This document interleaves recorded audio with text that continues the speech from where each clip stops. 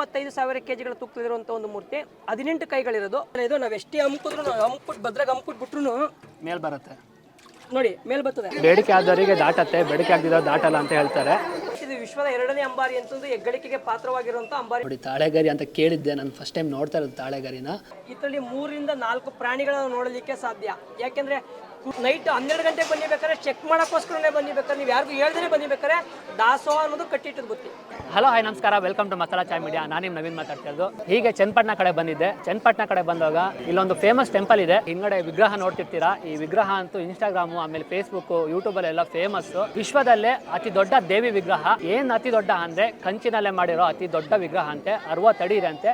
ಹಾಗೆ ಇಲ್ಲಿಂದ ಗೌಡಗೆರೆ ಬಸಪ್ಪ ಅಂತ ಹೇಳ್ಕೊಂಡು ತುಂಬಾ ಫೇಮಸ್. ನೋಡೋಣ ಅಂತ ಬಂದಿದ್ದೀನಿ. ಹಾಗೆ ಬಂದವನು ನಮ್ಮ ವೀಕ್ಷಕರಿಗೂ ತೋರ್ಸೋಣ ಅಂತ ವಿಡಿಯೋ ಮಾಡ್ತೇನೆ. ಏನು ಈ ದೇವಸ್ಥಾನ ವಿಶೇಷತೆ, ವಿಗ್ರಹ ಹೇಗಾಯ್ತು, ಇನ್ನು ಹಿಂದೆ ತುಂಬಾ ವಿಷಯಗಳಿದಾವೆ, ಅದನ್ನೆಲ್ಲ ತಿಳ್ಕೊಂಬೋಣ, ಬನ್ನಿ ಹೋಗೋಣ. ಈ ಬಸಪ್ಪಂದು ಪಾದಪೂಜೆ ಆಗ್ತಾ ಇರುತ್ತೆ. ಯಾರೋ ಬೇಡ್ಕೊಂಡವರು ದೇವ್ರ ಹತ್ರ ಪಾದಪೂಜೆ ಮಾಡಿಸಿ ಅಂತ ಹೇಳ್ಕೊಂಡಿರ್ತಾರೆ. ಈ ಪಾದಪೂಜೆ ಆದಮೇಲೆ ಬಸಪ್ಪ ಸೀದಾ ಒಳಗೋಗಿ ದೇವಿ ದರ್ಶನ ಪಡ್ಕೊಳುತ್ತೆ. ಇದಾದ್ಮೇಲೆ ದೇವಿ ದರ್ಶನ ಆದಮೇಲೆ ಇನ್ನೇನಾಗುತ್ತೆ ಅದು ಆಮೇಲೆ ನೋಡೋಣ.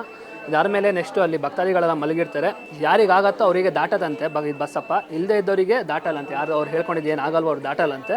ಸೊ ಅದೆಲ್ಲ ನೋಡೋಣ. ನೋಡಿ, ಅಲ್ಲಿ ಪಾದಪೂಜೆ ಆದಮೇಲೆ ಬಸಪ್ಪ ಬಂದು ಇಲ್ಲಿ ದೇವಿದು ದರ್ಶನ ಪಡ್ಕೊಂಡು ದೇವಿ ಹತ್ರ ಪೂಜೆ ಮಾಡಿಕೊಂಡು ಇವಾಗ ಹೊರಗಡೆ ಹೋಗ್ತಾರೆ.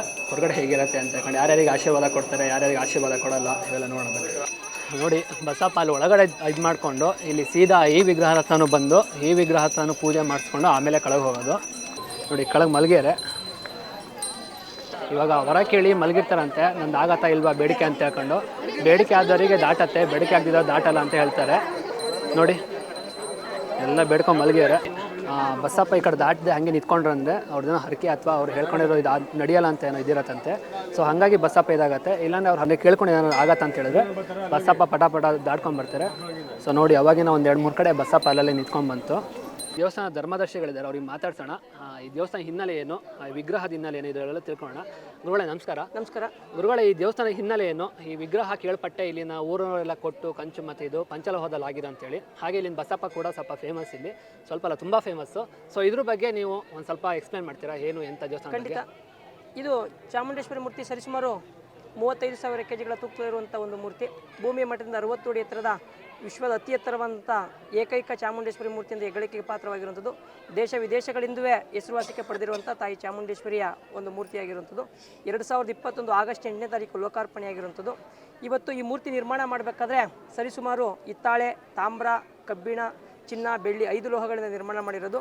ಈ ಮೂರ್ತಿ ನಿರ್ಮಾಣ ಮಾಡಲು ಉದ್ದೇಶ ಅಘೋರಿಗಳ ಒಂದು ಪ್ರೇರೇಪಣೆ. 2011ರಲ್ಲಿ ಅಘೋರಿಗಳು ಹೇಳಿದಂಥ ಒಂದು ವಾಕ್ಯದ ಪ್ರಕಾರ 2018ರಲ್ಲಿ ಆ ಮೂರ್ತಿಯ ಮಾಡಲು ಪೂಜೆ ಮಾಡ್ದೋ.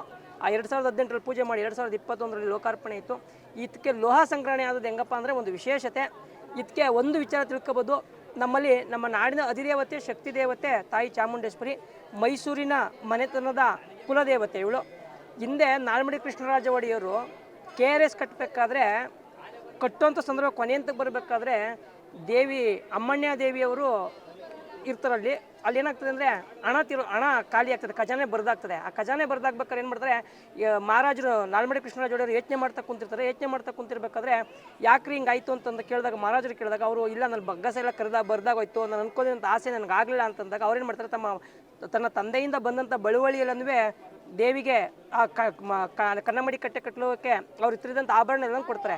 ಅದೆಲ್ಲ ತಿಳಿದು ಏನು ಮಾಡ್ತಾರೆ ಅಂದರೆ ಎಲ್ಲ ಇಡೀ ನಮ್ಮ ರಾಜ್ಯದ ಜನತೆಯೆಲ್ಲ ತಗೋಗಿ ಕೊಟ್ಟು ಅವತ್ತು ಕನ್ನಮಡಿ ಕಟ್ಟಲು ಒಂದು ಪ್ರೇರೇಪಣೆಯಾಗಿ ನಮ್ಮ ನಾಡಿಗೆ ಜೀವ ನದಿಯಾಗುವಂಥ ಒಂದು KRS ಆಯಿತು.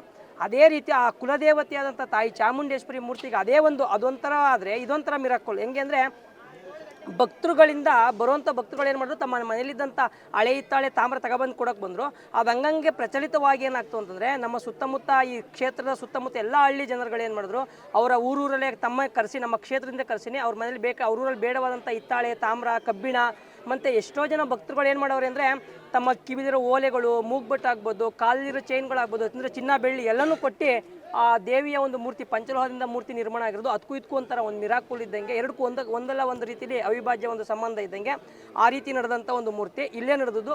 ಇದು ಎಷ್ಟು kg ಇದೆ ಮತ್ತು ಅದರಲ್ಲಿ ಎಷ್ಟು ಕೈ ಇದೆ, ಏನು ವಿಷಯ? ಅಲ್ಲಿ ಸರಿಸುಮಾರು 35,000 kg ತೂಕದಲ್ಲಿರುವಂಥ ಒಂದು ಮೂರ್ತಿ, 18 ಕೈಗಳಿರೋದು. 18 ಕೈಗಳ ಉದ್ದೇಶ ಏನಪ್ಪ ಅಂತಂದರೆ ಒಂದೊಂದು ಕೈ ಒಂದೊಂದು ಶಕ್ತಿಪೀಠ. ನಮ್ಮಲ್ಲಿ 18 ಶಕ್ತಿಪೀಠಗಳಿವೆ. 18 ಶಕ್ತಿಪೀಠಗಳು ನಮ್ಮ ಇಂಡಿಯಾದಲ್ಲಿ 17 ಮತ್ತು ಹೊರ ದೇಶದಲ್ಲಿ ಬೇರೆ ದೇಶದಲ್ಲಿ 18 ಶಕ್ತಿಪೀಠಗಳಿವೆ. 18 ಶಕ್ತಿಪೀಠಗಳು ನೋಡ್ಬೇಕಾದ್ರೆ ಒಂದು ದಿನ ನೋಡೋಕ್ಕಾಗಲ್ಲ.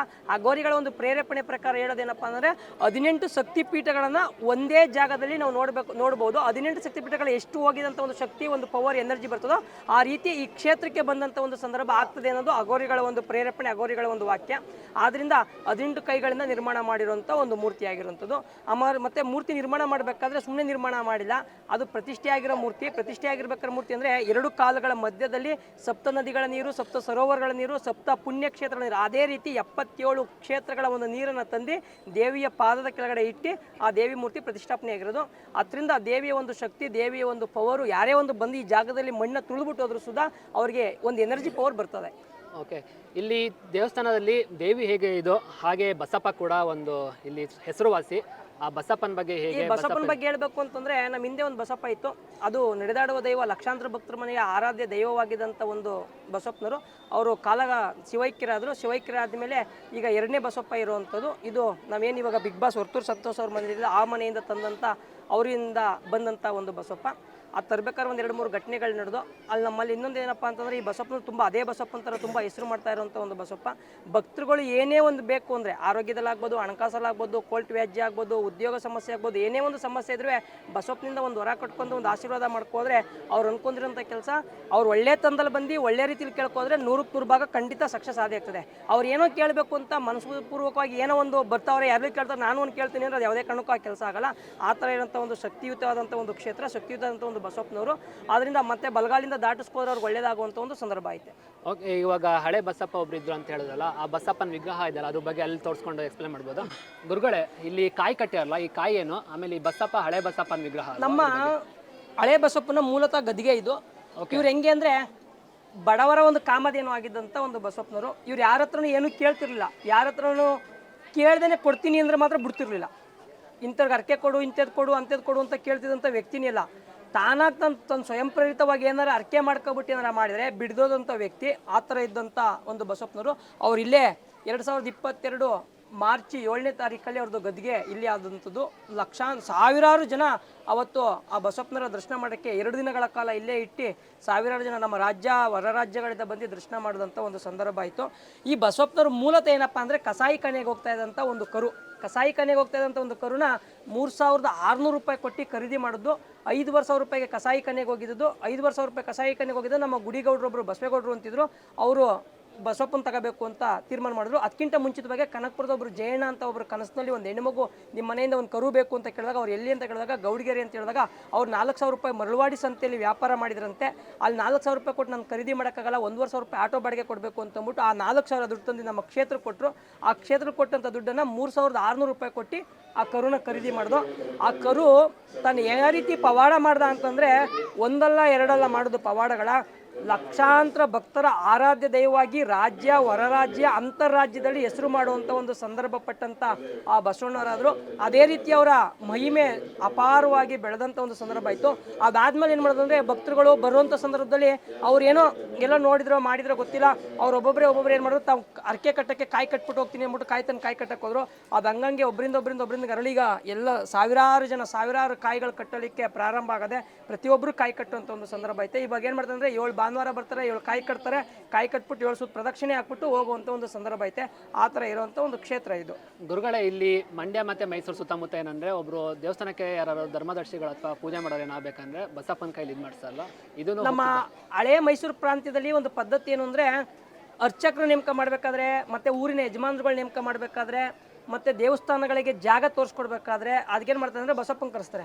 ಅದೇ ರೀತಿ ಈ ಬಸಪ್ಪನ ಕರ್ಕೋಗಿ ದರ್ಶನ ಮಾಡಿಸುವಂಥದ್ದು, ಕರ್ಕೋಗಿ ಆ ಊರಲ್ಲಿ ಅರ್ಚಕರು ನೇಮಕ ಮಾಡೋದು, ಯಜಮಾನರು ನೇಮಕ ಮಾಡುವಂಥದ್ದು, ಮತ್ತು ದೇವಸ್ಥಾನದ ಮೂಲ ಯಾವ ಜಾಗದಲ್ಲಿ ದೇವಸ್ಥಾನ ಕಟ್ಟಬೇಕು ಅಂತ ತೋರಿಸುವಂಥ ಒಂದು ಸಂದರ್ಭ ಐತೆ. ಆದ್ದರಿಂದ ಈ ಬಸಪ್ಪನ ಕರ್ಕೋಗಿ, ಹಳೆ ಬಸಪ್ಪನೇ ಆಗ್ಬೋದು, ಈ ಬಸಪ್ಪನೇ ಆಗ್ಬೋದು, ನಮ್ಮಲ್ಲೆಲ್ಲ ನೋಡ್ಬೋದು. ಹಲವಾರು ವಿಡಿಯೋಗಳಲ್ಲೆಲ್ಲ ಐತೆ, ನಾವು ನೋಡ್ಬೋದು. ತುಂಬ ಪವಾಡ ಮಾಡಿದಂಥ ಒಂದು ಬಸಪ್ಪನ ಅವರು ಆಗ್ಬೋದು, ಇವರಾದರೂ ಅಷ್ಟೇ. ನಮ್ಮ ಮತ್ತೆ ಇನ್ನೊಂದೇನಪ್ಪ ಅಂತಂದರೆ ಒಂದು ನಾನು ಹೇಳಕ್ಕೆ ಇಚ್ಛೆ ಪಡ್ತೀನಿ ಅಂದರೆ ನಮ್ಗೆ ಈ ಬಸಪ್ಪ ತೀರೋದ್ಮೇಲೆ ನಮ್ಮ ಹಳೆ ಬಸಪ್ಪ ಹೊಸ ಬಸಪ್ಪನ ತಂದು ತರಬೇಕಾದ್ರೆ ವರ್ತೂರು ಸಂತೋಷ್ ಅವ್ರ ಮನೆಯಿಂದ ಬರಬೇಕಾದ್ರೆ ಎರಡೇ ಕಾಲಲ್ಲಿ ಕುಪ್ಪಳಿಸ್ಕೊಂಡು ಹೊಸ ಗಾಡಿಯ ನಮ್ಮದು ನೆಗೆದ್ಬಿಟ್ಟು ಒಳಗಡೆ ಎತ್ತಿದ್ರು. ಅವಾಗ ಒಂಥರ ಅನುಭವ ಆಗ್ತು.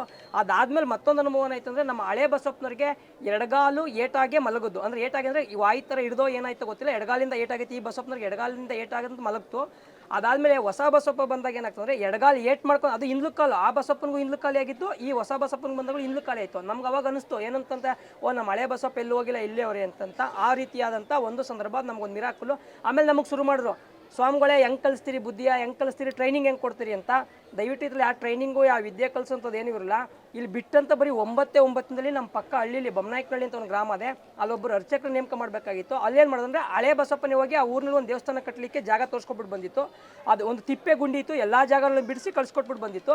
ಅದು ಹೊಸ ಬಸಪ್ಪನ ಕರೆಸ್ಬೇಕು ನೋಡು, ಆ ಬಸಪ್ಪ ನಮಗೆ ಸಹಾಯ ಮಾಡಿತ್ತು. ಈ ಬಸಪ್ಪನ ನಾವು ಕರೆಸಿ ನಾವು ಪೂಜೆ ಮಾಡ್ಸೋಣ ಅಂದ್ಬಿಟ್ಟು 2 ಬಸಪ್ಪನ ಕರೆಸಿದ್ರು. ಆ 2 ಬಸಪ್ಪನ ಕರೆಸ್ಬೇಕಾದ್ರೆ ಏನು ಮಾಡ್ತು ಅಂದರೆ, ಇದು 9 ತಿಂಗಳಲ್ಲಿ ಬಂದಂಥ ಕರು, 1.25 ವರ್ಷದ ಕರು. ಆ ಕರು ಏನು ಮಾಡ್ತು ಅಂದರೆ 40 ಅಡಿ ಆಳದಲ್ಲಿರೋಂಥ ಒಂದು ಕಲ್ಯಾಣಿ ಒಳಿಕೆ ಅರ್ಚಕನ ತಗೋಗಿ ಹಜ್ಬಿಟ್ಟು ನೀರೊಳಗೆ ಕಜ್ಜಿ ಕರ್ಕೊಬಂದು ಮೇಲ್ಗಡೆಯಿಂದ ಇವನೇ ಅರ್ಚಕ ಅಂತ ನೇಮಕ ಮಾಡಿ, ಅವ್ನು ದೊಡ್ಡ ಎಣ್ಣೆ ಹೊಡಿತಿದ್ದಂಥ ವ್ಯಕ್ತಿಯಪ್ಪ, ಅಂಥ ವ್ಯಕ್ತಿನ ತಗೊಬಂದು ನಿಲ್ಲಿಸಿ ಇವತ್ತು ಯಾವುದೇ ಎಣ್ಣೆ ಇಲ್ಲದೇ ಏನೂ ಇಲ್ಲದೇ ಅಚ್ಚುಕಟ್ಟಾಗಿ ದೇವ್ರ ಪೂಜೆ ಮಾಡುವಂಥ ಒಂದು ಸಂದರ್ಭ ಆಯಿತು. ಈ ಥರ ಯಾರು ವಿದ್ಯೆಯನ್ನು ಕಲಿಸೋದಲ್ಲ, ಏನೂ ಮಾಡಲ್ಲ, ದೇವರ ಒಂದು ಮಹಿಮೆ, ದೇವರ ಒಂದು ಸಂಕಲ್ಪ. ತೀರ್ಥಸ್ಥಾನ ಮಾಡಿದ ಮಕ್ಕಳಲ್ಲಿ ಬಸಪ್ಪನವರ ಕಥೆ ಮುಂಭಾಗದಲ್ಲಿ ಬಂದು ಸಾಧಿ ಸಾಧನೆ ನಿಂತ್ಕೋಬೇಕು, ಯಾವುದೇ ಗುಂಪು ಮಾಡ್ಕೋಬಾರ್ದು. ಮೂಲತಃ ಗರ್ಭಗುಡಿ ಯಾರೇ ಒಬ್ರು ಭಕ್ತರು ಬಂದರೆ ಮೇಯ್ನು ಮೂಲತಃ ಗರ್ಭಗುಡಿಗೆ ಬಂದು ದೇವಿಯ ದರ್ಶನ ಮಾಡಬೇಕು. ಅನಂತರಕ್ಕೆ ದೇವಿಯ ಮುಂದೆ ಬಂದಂಥವ್ರು ಭಕ್ತರುಗಳು ಏನು ಮಾಡ್ತಾರೆ ಅಂದರೆ, ಬರ್ತಾರೆ ಮುಖ ನೋಡ್ತಾರೆ ಅಷ್ಟೇ, ದೇವಿಯ ಮುಖ ನೋಡ್ಕೊಂಡು ದರ್ಶನ ಮಾಡ್ಕೊಂಡು ಹೋಗ್ತಾರೆ. ಇಲ್ಲಿ ಮೂಲತಃ ಇರೋದು ದೇವಿಯ ಮುಂಭಾಗದಲ್ಲಿರುವಂಥ ಶ್ರೀಚಕ್ರ. ಅಂದರೆ ಬಹಳ ಪವರ್ಫುಲ್, ಮುಕ್ಕೋಟಿ ದೇವತೆಗಳಲ್ಲಿ ಇರ್ತಾರೆ ಅಂತ. ಯಾವುದೇ ಒಂದು ದುಷ್ಟಶಕ್ತಿಗಳ ಇದು ಬರಲ್ಲ. ನಾವು ಶ್ರೀಚಕ್ರ ನೋಡ್ಬೇಕಾದ್ರೆ ಕೆಲವು ದೇವಸ್ಥಾನಗಳಲ್ಲಿ ಮಾತ್ರ ನೋಡ್ಬೋದು. ಆದರೆ ಶಕ್ತಿ ದೇವತೆ ಚಾಮುಂಡೇಶ್ವರಿ, ನಮ್ಮ ನಾಡಿನ ಅಧಿದೇವತೆ ತಾಯಿ ಚಾಮುಂಡೇಶ್ವರಿ ಎನ್ಬೋದು. ಆ ದೇವಿಯ ಮುಂದೆಗಡೆ ಶ್ರೀಚಕ್ರ ಇರುವಂಥ ಏಕೈಕ ಸ್ಥಳ, ಪ್ರತಿಷ್ಠೆಯಾಗಿರುವಂಥದ್ದು ಏಕೈಕ ಸ್ಥಳ ಅದು ಚಾಮುಂಡೇಶ್ವರಿ ಮುಂದೆಗಡೆ ಶ್ರೀಚಕ್ರ ಇರುವಂಥದ್ದು. ಆದ್ದರಿಂದ ಯಾವುದೇ ಒಂದು ದುಷ್ಟಶಕ್ತಿಗಳಾಗ್ಬೋದು, ಏನೇ ಇರ್ಬೋದು, ಬರಿಯ ಯಾಕೆಂದರೆ ಈ ಜಾಗದಲ್ಲಿ ಬಂದಂಥ ಒಂದು ಮಹಿಮೆ ಯಾಕೆ ಸಿಗ್ತದೆ ಅಂದರೆ, ಅಲ್ಲಿ 18 ಕೈಗಳಿಂದ ಕೂಡಿದಂಥ ದೇವಿ, ಇಲ್ಲಿ ಶ್ರೀಚಕ್ರ ಇರುವಂಥ ದೇವಿ, ಮತ್ತು ದೇವಿಯ ಮೇಲ್ಗಡೆ ನಾವು ನೋಡ್ಬೋದು ಗೋಪುರ ಎಲ್ಲ ಒಂಥರ ವಿಭಿನ್ನವಾಗಿ ಗೋಪುರಗಳು ಮಾಡ್ತಾರೆ. ಇಲ್ಲಾಂದರೆ ಶ್ರೀಚಕ್ರ ಆಕಾರದಲ್ಲಿ ಇರುವಂಥನೇ ಒಂದು ಗೋಪುರ ಇರುವಂಥದ್ದು. ಆದ್ದರಿಂದ ಈ ಜಾಗದ ಒಂದು ಮಹಿಮೆ, ಜಾಗದ ಒಂದು ಮಣ್ಣೆ ಆ ರೀತಿ ಶಕ್ತಿ ಹೊಂದಲಿಕ್ಕೆ ಸಾಧ್ಯ. ಯಾಕೆಂದರೆ ಆ ಶ್ರೀಚಕ್ರ ಏನಾಯಿತು, ಆ ಶ್ರೀಚಕ್ರಕ್ಕೆ ಅಷ್ಟು ಪವರು, ಅಷ್ಟು ಎನರ್ಜಿ, ಅಷ್ಟು ಶಕ್ತಿ ಇರ್ತದೆ. ಆದ್ದರಿಂದ ದೇವಿ ಯಾರೇ ಒಬ್ಬರು ಬಂದ್ರು ಅವ್ರು ಏನೇ ಒಂದು ಇಷ್ಟಾರ್ಥ ಕೋರಿಕೆಗಳನ್ನು ಬರೀ ಕೈ ಮುಗ್ದಿ ಪ್ರಾರ್ಥನೆ ಮಾಡ್ಕೋದ್ರು ಸಾಕು, ಖಂಡಿತ ದೇವಿ ಒಳ್ಳೆ ತಂದಲ್ಲಿ ಬಂದು ಪ್ರಾರ್ಥನೆ ಮಾಡ್ಕೋದ್ರೆ 100ಕ್ಕೆ 100% ಸಕ್ಸಸ್ ಮಾಡುವಂಥದ್ದು ಖಚಿತ ಮಾತ್ರ. ಅದ ಇಲ್ಲಿ ಮತ್ತೊಂದು ವಿಶೇಷತೆ ಅಂದರೆ, ಇವಾಗಿನ ದೇವಸ್ಥಾನಗಳು ಎಲ್ಲದೂ ಸಿಮೆಂಟಿಂದ ಆಗಿರುತ್ತೆ, ಬಟ್ ಈ ದೇವಸ್ಥಾನ ಫುಲ್ಲು ಕಲ್ಲಿಂದನೇ ಆಗಿರೋದು. ಅಂದರೆ ಈ ದೇವಸ್ಥಾನ ಕಟ್ಟಬೇಕಾದ್ರೆ ಒಂದು ಮಿರಾಕಲ್, ದೇವಿಯ ಒಂದು ಮಹಿಮೆ ಅದೇನಕ್ಕೆ ಇವೆಲ್ಲ ಒಂದು ಕಾರಣಗಳು. ನಮ್ಮ ಹತ್ರ ದುಡ್ಡೇ ಇರಲಿಲ್ಲ, ಬರೀ 1.25 ಲಕ್ಷ ದುಡ್ಡಿತ್ತು ಕೈ ಹಾಕ್ತಾಗ. ಆದರೆ ಅದು ಯಾವ ರೀತಿ ಆಯಿತು ಏನಾಯ್ತು ಗೊತ್ತಿಲ್ಲ, ಬರೀ 13 ತಿಂಗಳಲ್ಲಿ ದೇವಸ್ಥಾನ ಆಗಿರೋದು. ಬೇಕಾದ್ರೆ ಎಷ್ಟೋ ಜನ ಬೇಕಾದ್ರೆ ನೀವು ಕೇಳಿ, ನೀವು 13 ತಿಂಗಳಲ್ಲಿ ಈ ಥರ ದೇವಸ್ಥಾನ ಕಟ್ಟಕ್ಕಾಗ್ತದೆ ಅಂತ. ಆ ದೇವಿಯ ಒಂದು ಮಹಿಮೆಯಿಂದಲೇ 13 ತಿಂಗಳಲ್ಲಿ ದೇವಸ್ಥಾನ ಕಟ್ಟಿ, ಇದು ಬರೀ ಕಲ್ಲಲ್ಲಿ, ಸಿಮೆಂಟ್ ಎಲ್ಲ ಕೆಲವೊಂದು 10 ಮೂಟೆ ಸಿಮೆಂಟ್ ಯೂಸ್ ಮಾಡಿರ್ಬೋದು ಅಷ್ಟೇ ಹೊರತು ಬರೀ ಕಲ್ಲಲ್ಲೇ ನಿರ್ಮಾಣ ಮಾಡಿರುವಂಥ ಒಂದು ಮೂರ್ತಿ ದೇವಸ್ಥಾನ. ನಾವು ನೋಡ್ಬೋದು ಇದ ಅಂಬಾರಿನ, ವಿಶ್ವದ 2ನೇ ಅಂಬಾರಿ ಎಂದು ಹೆಗ್ಗಳಿಕೆಗೆ ಪಾತ್ರವಾಗಿರುವಂಥ ಅಂಬಾರಿ. ಅಲ್ಲಿ ಮೈಸೂರಿನಲ್ಲಿರೋ ಅಂಬಾರಿ ವಿಶ್ವದ ಮೊಟ್ಟ ಮೊದಲ ಅಂಬಾರಿ. ಆ ಅಂಬಾರಿ 750 kg ತೂಕದಲ್ಲಿರುವಂಥ ಅಂಬಾರಿ. ಇದು 600 kg ಪರಿಪೂರ್ಣವಾಗಿ ಪಂಚಲೋಹದಿಂದ ನಿರ್ಮಾಣವಾಗಿರುವಂಥ ಒಂದು ಅಂಬಾರಿ. ಇದು ಹೇಳುವಂಥದ್ದೇನಪ್ಪ ಅಂದರೆ, ನಮ್ಮ ಇತಿಹಾಸ ತಜ್ಞರು ನಂದರಾಜರಸ್ ಅವರೇ ಒಂದು ಸತಿ ಹೇಳೋದು ಏನು ಅಂತಂದರೆ, ನಾನು ನೋಡಿರೋದು 2 ಅಂಬಾರಿ, ಒಂದು ಮೈಸೂರು ಮತ್ತೊಂದು ಗೌರಿಗೆರೆ ಅಂತ. ಆ ರೀತಿ ಇದು ವಿಶ್ವದ 2ನೇ ಅಂಬಾರಿ ಅಂತಂದು ಹೆಗ್ಗಳಿಕೆಗೆ ಪಾತ್ರವಾಗಿರುವಂಥ ಅಂಬಾರಿನೂ ಸುಧಾ. ಇದು ಪ್ರತಿ 3 ಅಥವಾ 5 ವರ್ಷಗಳಿಗೊಮ್ಮೆ ಹೊರಗಡೆ ತಂದು ದೊಡ್ಡ ಮಟ್ಟದ ಒಂದು ಜಾತ್ರೆ ನಡೆಯುವಂಥ ಒಂದು ಸಂದರ್ಭ. ಇದು ನೋಡಿ, ದೇವಿಯ ಅಭಿಷೇಕ ಮಾಡಿಸಿದಂಥ ನೀರು, ದೇವಿ ಅಭಿಷೇಕ ಮಾಡಿದ್ರೆ ನೀರು ಒಳಗಡೆ ಬರುವಂಥದ್ದು. ಇದು ನಾವು ನೋಡಿದ್ರೆ ಯಾವುದೋ ಒಂದು ಕಲ್ಲು, ಇದರಲ್ಲಿ 3 ರಿಂದ 4 ಪ್ರಾಣಿಗಳನ್ನು ನೋಡಲಿಕ್ಕೆ ಸಾಧ್ಯ. ಯಾಕೆಂದರೆ ಕ್ರೂರ ಪ್ರಾಣಿ ಮತ್ತು ಸೌಮ್ಯ ಪ್ರಾಣಿ ಎರಡೂ ಇರುವಂಥದ್ದು. ದೇವಿ ಮತ್ತು ದುಷ್ಟರಿಗೆ ದುಸ್ವಪ್ನವಾಗಿ, ಶಿಷ್ಟರಿಗೆ ರಕ್ಷಣೆಯಾಗಿ ಸೌಮ್ಯವಾಗಿ ನಾನು ಇರ್ತೀನಿ ಅಂತ ಒಂದು ಶುಭ ಸಂಕೇತವಾಗಿ ಇರುವಂಥದ್ದು. ಇದನ್ನು ನಾವು ನೋಡ್ಬೋದು. ಈ ಹಲ್ಲುಗಳು ನೋಡಿದ್ರೆ ಮೊಸಳೆ ಆಕಾರ, ಈ ಸೊಂಡ್ಲು ನೋಡಿದ್ರೆ ನಮಗೆ ಆನೆಯ ಸೊಂಡ್ಲು, ಕಿವಿಗಳು ನೋಡಿದ್ರೆ ಹಸುವಿನ ಕಿವಿ, ಕಾಲು ನೋಡಿದ್ರೆ ಸಿಂಹದ ಕಾಲುಗಳು, ಹಿಂದೆಗಡೆ ನೋಡಿದ್ರೆ ಒಂದು ಪಕ್ಷಿಯ ಗರಿಗಳು ಬರುವಂಥ ಒಂದು ಸಂದರ್ಭ ಐತೆ. ಪ್ರಾಣಿ ಮತ್ತು ಪಕ್ಷಿ, ಸೌಮ್ಯ ಪ್ರಾಣಿ, ಕ್ರೂರ ಪ್ರಾಣಿ ಮತ್ತು ಒಂದು ಪಕ್ಷಿ 3 ಸಂಕೇತವಾಗಿ ಇರುವಂಥದ್ದು. ಇದರಲ್ಲಿ ನಾವು ಅಭಿಷೇಕ ಮಾಡಿದಂಥ ನೀರ ತಲೆ ಮೇಲೆ ಪ್ರೋಕ್ಷಣೆ ಮಾಡಿದ್ರೆ ಅವ್ರಲ್ಲಿರೋಂಥ ದುಷ್ಟತೆಗಳಿಗೆಲ್ಲ ದೂರವಾಗುವಂಥ ಒಂದು ಸಂದರ್ಭ ಸಂಕೇತ ಇದು. ನಾವು ಮಧ್ಯೆ ನಾವು ನೋಡ್ಬೋದು ಮೇಲ್ಗಡೆ ಶ್ರೀಚಕ್ರ ಅದೇ. ನಮ್ಮಲ್ಲಿ ಎಲ್ಲ ರೀತಿಯೊಳಗಡೆ ಗೋಪುರಗಳು ಕಟ್ತಾರೆ. ಗೋಪುರಗಳು ಕಟ್ಟಿದ್ರೆ ಇಲ್ಲೇನಪ್ಪ ಅಂತಂದರೆ ಶ್ರೀಚಕ್ರ ಇರುವ ಆಕಾರದ ಇರುವಂಥದ್ದೇ ಗೋಪುರ, ಅದ್ರ ಮೇಲೆ ಬಂಗಾರ ಲೇಪಿದ ಕಳಸ ಇರುವಂಥದ್ದು. ಓಕೆ, ಇದು ರಾಮ ಸೇತುವೆ ಕಲ್ಲ. ಇದು ನೋಡಿ, ಇದು ರಾಮ ಸೇತುವೆ ಕಲ್ಲು. ಹಿಂದಿನ ರಾಮ ಏನು ಲಂಕಾಪಂಡಕ್ಕೆ ಸೀತಾದೇವಿ ಹೋದಂತ ಒಂದು ಸಂದರ್ಭದಲ್ಲಿ ಆ ಸಮುದ್ರಕ್ಕೆ ಸೇತುವೆ ಕಟ್ಟಬೇಕು ಅಂತ ಪ್ರಯತ್ನ ಪಡ್ತಾರೆ. ಆ ಸೇತುವೆ ಕಟ್ಟಬೇಕು ಅಂತ ಪ್ರಯತ್ನ ಪಟ್ಟಾಗ ಎಲ್ಲಾ ಕಲ್ಲುಗಳು ಆಗ್ತಾರೆ, ನೀರು ಮುಳುಗೋಗ್ತಾ ಇರ್ತದೆ. ಅವಾಗ ಆಂಜನೇಯ ತನ್ನ ಒಂದು ಸಂಕಲ್ಪ ಮಾಡ್ತಾನೆ, ಜಯರಾಮ್ ಶ್ರೀರಾಮ್ ಜಯರಾಮ್ ಶ್ರೀರಾಮ್ ಅಂತ ಬರೀತಾನೆ. ಬರೆದ್ಬಿಟ್ಟು ತೆಗ್ದು ಒಂದು ಕಲ್ಲ ಎತ್ತಿ ಒಳಗಡೆ ಹಾಕ್ತಾನೆ. ಆಗ ಕಪಿಸೇನೆ ಎಲ್ಲ ಎತ್ತಾಗ ತೇಲಕ್ಕೆ ಶುರುವಾಗ್ತದೆ. ಆ ತೇಲಕ್ಕೆ ಶುರುವಾದಾಗ ಏನ್ ಮಾಡ್ತದೆ ಅಂದ್ರೆ ಈ ಕಲ್ಲು ತೇಲ್ಕ ಬಂದಾಗ ಆಗೇನ್ ಮಾಡ್ತಾರೆ, ಎಲ್ಲ ಪ್ರತಿಯೊಂದು ಕಲ್ಲು ಮೇಲೂ ಜಯರಾಮ್ ಶ್ರೀರಾಮ್ ಅಂತ ಬರ್ಕೊ ಬರ್ತಾರೆ. ಆ ಕಲ್ಲೆಲ್ಲ ಸೇರ್ತದೆ. ಅವಾಗ ಏನ್ ಮಾಡ್ತದೆ ಅಂದ್ರೆ ಶ್ರೀಲಂಕಕ್ಕೆ ಲಂಕಾಪಟ್ಟಣಕ್ಕೆ ಆ ಸೇತುವೆ ಆಗಿ ತಯಾರಾಗುವಂತ ಒಂದು ಸಂದರ್ಭ ಆಗ್ತದೆ. ಇದು ಬರಬೇಕಾದ್ರೆ ಒಂದು ಮಿರಾಕಲ್ ಏನಪ್ಪಾ ಅಂತಂದ್ರೆ, ನನಗೆ ಈ ಕಲ್ಲು ಬರೋದಕ್ಕಿಂತ ಮುಂಚಿತವಾಗಿ 1-2 ದಿನ ಮುಂಚಿತವಾಗಲ್ಲ, 1 ದಿನ ಮುಂಚಿತವಾಗಿ ನನಗೆ ಒಂದು ಕೋತಿ ಇದೇ ಜಾಗದಲ್ಲಿ ಒಂದು ಕೋತಿ ಕಾಣಿಸ್ತದೆ. ಆ ಕೋತಿ ಕಂಡಂಥ ನೈಟೇ ಒಂದು ಕೋತಿ ಬಂದು ನನ್ನ ಕಾಲು ಕೆರೆಯೋಕ್ಕೆ ಸಂದರ್ಭ ಬರ್ತದೆ. ನಮ್ಮ ಹುಡುಗ ಒಬ್ಬ ಬಂದು, ಆ ಗುರುಗಳೇ ನನ್ನ ಹತ್ರ ಒಂದು ರಾಮ ಸೇತುವೆ ಕಲ್ಲದೆ ಬೇಕಾ ಅಂತ ಹೇಳ್ತಾನೆ. ತಗೊಬರೋ ಬಾಪ ಅಂತೀವಿ. ಅವತ್ತೇ ಹೋಗಿ ಆ ರಾಮ ಸೇತುವೆ ಕಲ್ಲು ತಗೊಬರ್ತೀವಿ. ಇದು ಬಂದಾದ್ಮೇಲೆ ಇದೊಂದು ಇದೇ ರೀತಿ ಇದು ಈ ಆಂಜನೇಯನ ಮೂರ್ತಿ ಕೆತ್ತಿರೋ ಮೂರ್ತಿಯೋ ಇಲ್ಲ ಉದ್ಭವ ಮೂರ್ತಿಯೋ ಗೊತ್ತಿಲ್ಲ. ಇದು ತಗೊಬಂದು ಹೊರಗಡೆ ಹಾಕ್ಬಿಟ್ಟು ಹೊಂಟೋಗಿರ್ತಾರೆ. ಅದು ತಗೊಬಂದು ನಿಲ್ಲಿಸ್ತೀವಿ. ಇದ್ರ ಪಕ್ಕದಲ್ಲೇ ತಗೊಬಂದು ಇದು ಮಡಗಬೇಕು ಅಂತ ಮಡಗ್ತೀವಿ. ಮಡಗೋದ್ಮೇಲೆ ಏನಾಗ್ತದೆ ಅಂದರೆ, ಈ ಕಲ್ಲು ತಂದು ಮಡಗೋದ್ಮೇಲೆ ಎಷ್ಟೋ ಜನ ಬಂದು ಕಲ್ಲು ತನ್ನ ತಲೆ ಮೇಲೆ ಒತ್ತಿ ಮಡಿಕೆ ಹೋಗ್ತಾರೆ. ಅವ್ರಿಗೆ ಯಾವುದೇ ಒಂದು ದೃಷ್ಟಿ ದೋಷಗಳೇನಾರ ಇದ್ರೆ ಮತ್ತೆ ಗ್ರಹಗತಿಗಳ ಕಾಟ ಇದ್ರೆ, ಯಾಕೆಂದ್ರೆ ಕಲಿಯುಗದಲ್ಲಿ ಬ್ರಹ್ಮ ಆಂಜನೇಯ ಅಂದ್ರೆ ಮತ್ತೆ ದುಷ್ಟಶಕ್ತಿಗಳ ಸಮಾನ ಮಾಡೋಕ್ಕೆ ಏನೇ ಮಾಡ್ಬೇಕಾದ್ರೆ ಯಾವುದೇ ದೃಷ್ಟಿ ದೋಷಗಳಿದ್ರೆ ಆಂಜನೇಯನ ಆಶೀರ್ವಾದ ಬೇಕು ಅಂತ ಹೇಳುವಂಥ ಸಂದರ್ಭ. ಅದರಿಂದ ಏನು ಮಾಡ್ತಾರೆ, ಪ್ರತಿಯೊಬ್ಬರು ಬಂದು ಅವ್ರು ಹೇಳೋಕೆ ಶುರು ಮಾಡ್ತಾರೆ, ನಮಗೆ ನಾನು ಆಂಜನೇಯನ ಕಲ್ಲು ತಲೆ ಮೇಲೆ ಮಡಿಕೆ ಹೋಗಿದೆ, ನನಗೆ ಎಷ್ಟು ಚೆನ್ನಾಗಿವಿ ಎಂದು ಹೇಳುವಂಥ ಒಂದು ಸಂದರ್ಭ ಆಗ್ತದೆ. ಅವಾಗ ಏನು ಮಾಡ್ತಾರೆ ಅಂದರೆ, ಎಲ್ಲರೂ ಬಂದು ಆಂಜನೇಯನ ಕಲ್ಲು ತನ್ನ ತಲೆ ಮೇಲೆ ರಾಮ ಸೇತುವೆ ಕಲ್ಲು ಅಂದ್ಬಿಟ್ಟು ತಲೆ ಮೇಲೆ ಮಡಿಕೊಂಡು ಆಶೀರ್ವಾದ ಮಾಡ್ಕೊಂಡು ಹೋಗುವಂಥ ಸಂದರ್ಭ ಆಗ್ತದೆ. ಇದು ನಾವು ನೋಡ್ಬೋದು. ಇವಾಗ ಇದು ಅರ್ಧ kg ಬರಲ್ಲ ಈ ಕಲ್ಲು, ಅರ್ಧ kgನೂ ಬರಲ್ಲ. ಬೇಕಾರೆ ಯಾರು ಬೇಕಾದ್ರೆ ಮುಟ್ಟಿ ನೋಡ್ಬೋದು. ಈ ಕಲ್ಲು ಮುಟ್ಟಿದ್ರೆ ಅದು ಒಳಿಕೆ ಹಾಕಿಬೇಕಾರೆ ಅದು ನೀರೊಳಿಕೆ ಆರಾಮಾಗಿ ಮುಳುಗ್ತದೆ. ಅದು ಇವಾಗ ಯಾರಿಗ ಸುಮಾರು ಜನಕ್ಕೆ ಡೌಟ್ ಇರುತ್ತೆ, ಇದು ಮುಳುಗ್ತಿಲ್ಲ ಅಂತೇಳಿ.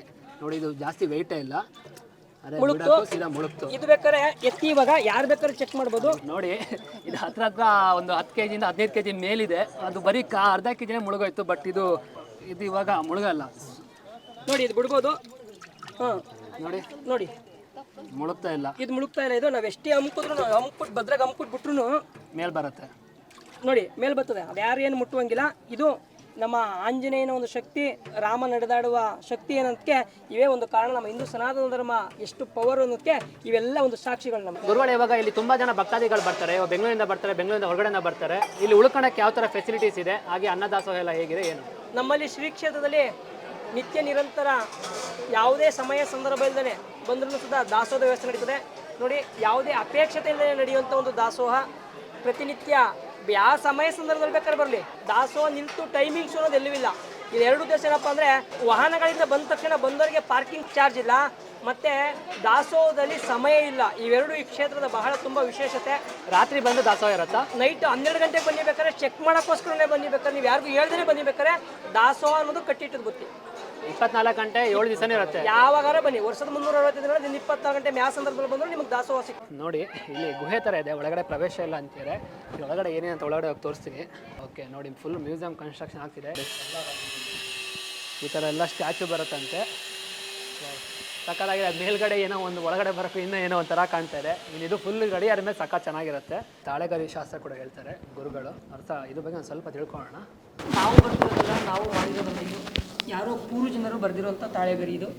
ಆ ತಾಳೆಗರಿ ಆಧಾರದ ಮೇಲೆ ಅವ್ರು ಬಂದಂಥ ವ್ಯಕ್ತಿಗಳ ಹೆಸರು ಮತ್ತು ಅವರ ಏಜು ನೋಡಿ ಹೇಳುವಂಥ ಒಂದು ಸಂದರ್ಭ.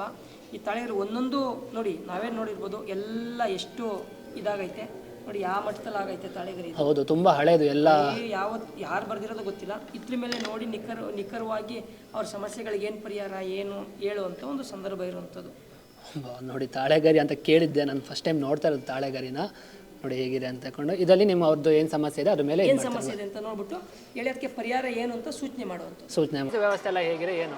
ಬಸ್ಸಿನ ವ್ಯವಸ್ಥೆ ಚೆನ್ನಾಗೈತೆ. ಚನ್ನಪಟ್ಟಣ ಬಂದರೆ ಚನ್ನಪಟ್ಟಣದಿಂದ ಆಟೋ ಮತ್ತು KSRTC ಎರಡೂ ಸಿಗ್ತವೆ. ಬೆಂಗಳೂರು ಕಡೆಯಿಂದ ಬಂದರೆ ಮೈಸೂರು ಕಡೆಯಿಂದ ಅಂದರೆ ಮೈಸೂರು ಚನ್ನಪಟ್ಟಣ ಬಂದಿರುತ್ತೆ, ಚನ್ನಪಟ್ಟಣದಿಂದ KSRTC ಮತ್ತು ಬಸ್ ಬರ್ತವೆ. ತುಮಕೂರು ಹುಬ್ಳಿ ಆ ಕಡೆ ಏನಾರು ಬಂದರೆ ಉತ್ತರ ಕರ್ನಾಟಕದಿಂದ ಬರೋರಿಗೆ ತುಮಕೂರು ಬರಬೇಕು. ತುಮಕೂರಿಂದ ಬಂದು ಮಲ್ಲನಕುಪ್ಪೆ ಗೇಟ್ ಅಂತ ಮೈಸೂರು ಗಾಡಿ ಎತ್ತಬೇಕು. ಮಲ್ಲನಕುಪ್ಪೆ ಗೇಟ್ ಅಂತ ಸಿಗ್ತದೆ, ಅಲ್ಲಿ ಇಳಿದುಬಿಟ್ಟು ಅಲ್ಲಿಂದ 4 ಕಿಲೋಮೀಟ್ರ್ ಗೌಡಗೆರೆ ಚಾಮುಂಡೇಶ್ವರಿ ಕ್ಷೇತ್ರ ಅಂದರೆ ಯಾರು ಬೇಕಾದ್ರೆ ಹೇಳುವಂಥ ಒಂದು ಸಂದರ್ಭ ಐತೆ. ನಮ್ಮ ಗೂಗಲಲ್ಲಿ ಬೇಕಾದ್ರೆ ಚೆಕ್ ಮಾಡಿದ್ರೆ ಗೌಡಗೆರೆ ಚಾಮುಂಡೇಶ್ವರಿ ಟೆಂಪಲ್ ಅಂತ ಗೂಗಲ್ ನೋಡಿದ್ರೆ ಆಟೋಮೆಟಿಕಾಗಿ ಗೂಗಲಲ್ಲಿ ತೋರಿಸ್ತದೆ. ಗುರುಗಡೆ ಇಲ್ಲಿ ದೇವಸ್ಥಾನಕ್ಕೆ ಬರೋಕ್ಕೆ ಯಾವುದು ಟೈಮಿಂಗ್ಸ್ ಇಲ್ವಾ? ಟೈಮಿಂಗ್ಸ್ ಇಲ್ಲ. ಬೆಳಿಗ್ಗೆ 4 ಗಂಟೆಗೆ ದೇವಸ್ಥಾನ ಓಪನಿಂಗ್ ಇರ್ತದೆ, ನೈಟ್ 9 ಗಂಟೆಗಿಂಟು ದೇವಸ್ಥಾನ ಓಪನ್ ಇರ್ತದೆ, ದರ್ಶನ ನಡೀತಾನೆ ಇರ್ತದೆ. ಯಾವುದೇ ರೀತಿ ಮಧ್ಯ ಸಂದರ್ಭದಲ್ಲಿ ಬಾಕ್ಲಾಕುವಂಥ ಸಂದರ್ಭ ಏನಿಲ್ಲ. ಊಟಕ್ಕೆ ಬಾಕ್ಲಾಕೋದು, ದೇವಸ್ಥಾನ ಕ್ಲೀನ್ ಮಾಡೋಕ್ಕೆ ಬಾಕ್ಲಾಕೋದು ಅಂತೇನಿಲ್ಲ. 4 ಗಂಟೆಗೆ ದೇವಸ್ಥಾನದಲ್ಲಿ ಅಭಿಷೇಕ, ದೇವಿ ಮೂಲ ಮೂರ್ತಿಗೆ ಅಭಿಷೇಕ ಪ್ರಾರಂಭ ಆದರೆ 6 ಗಂಟೆಗೆ ಪ್ರತಿಯೊಬ್ಬರಿಗೂ ದರ್ಶನ ಮಾಡ್ಕೊ ಹೋಗುವಂಥ ಒಂದು ಸಂದರ್ಭ ಇರ್ತದೆ.